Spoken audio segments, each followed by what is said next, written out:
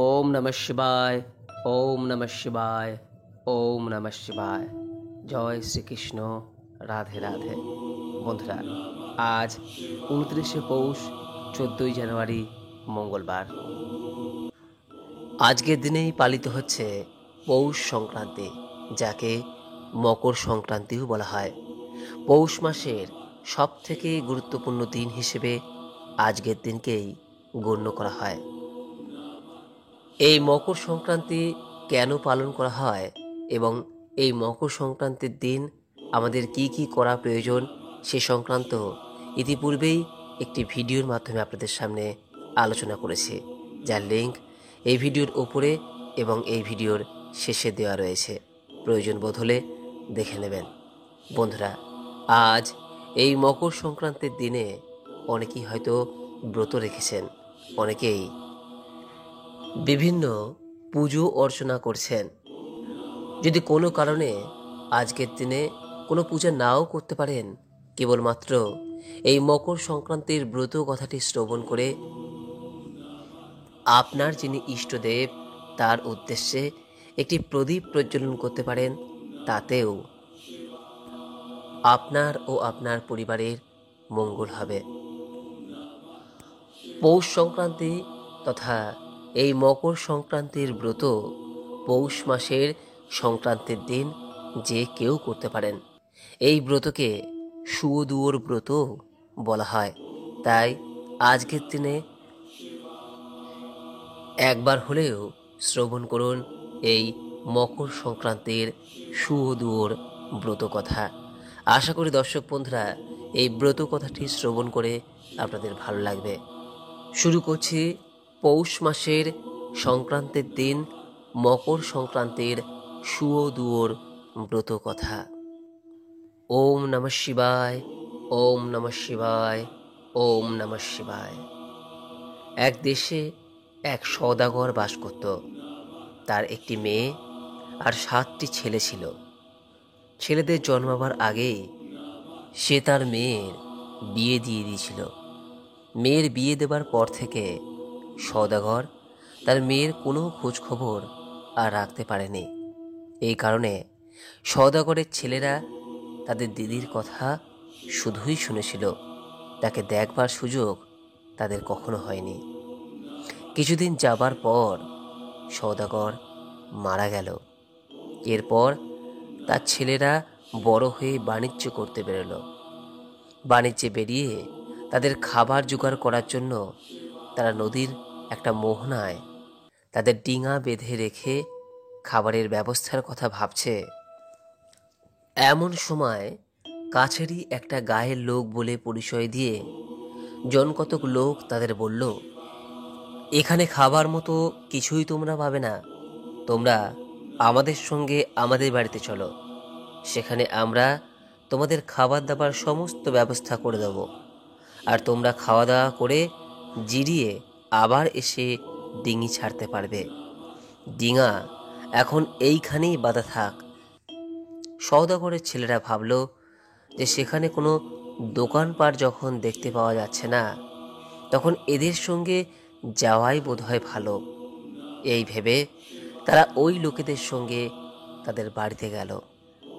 বাড়িতে নিয়ে গিয়ে সেই লোকগুলি সওদাগরের ছেলেদের খুব খাতির যত্ন করল আর বলল, আপনারা জল খাবার খেয়ে এখানে খানিক জিরিয়ে নিন, আমরা এখন যাচ্ছি, কাজ সেরে খুব শিগগিরই ফিরে আসব।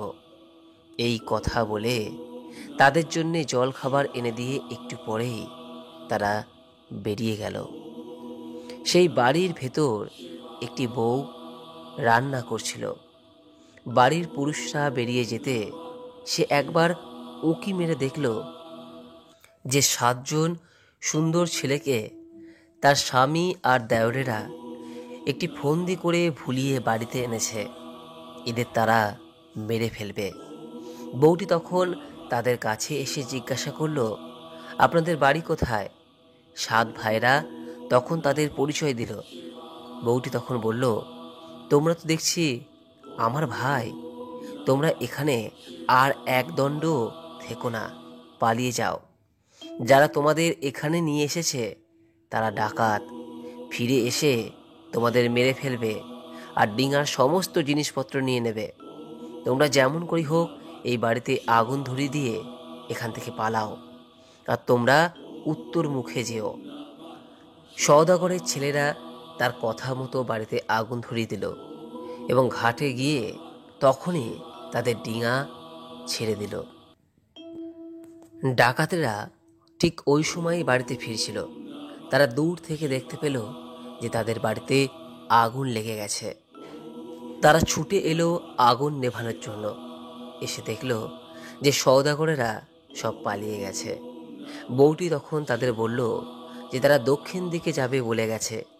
এরপরই ওই 7 সওদাগরের ডিঙা তাদের দেশ ঘাটে এসে পৌঁছালো। সেখানে নেমে তারা দেখল যে তাদের মা সেই ঘাটে কলার পেটু সাজিয়ে জলে ভাসিয়ে দিচ্ছে।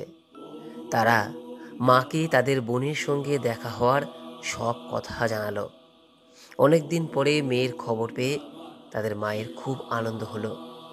এদের মা তখন মেয়ে, জামাই ও তার ভাইদের চিঠি দিয়ে নিমন্ত্রণপত্র পাঠালো। চিঠি পেয়ে তার মেয়ে, স্বামী আর দেওরদের নিয়ে বাপের বাড়িতে এসে পৌঁছালো। সওদাগরের 7 ছেলে মিলে বোন, ভগ্নিপতি আর বোনের দেওরদের খুব খাতির যত্ন করল। তারা তাদের এই ডাকাতি ব্যবসা ছেড়ে দেওয়ার জন্য খুব অনুরোধ করল।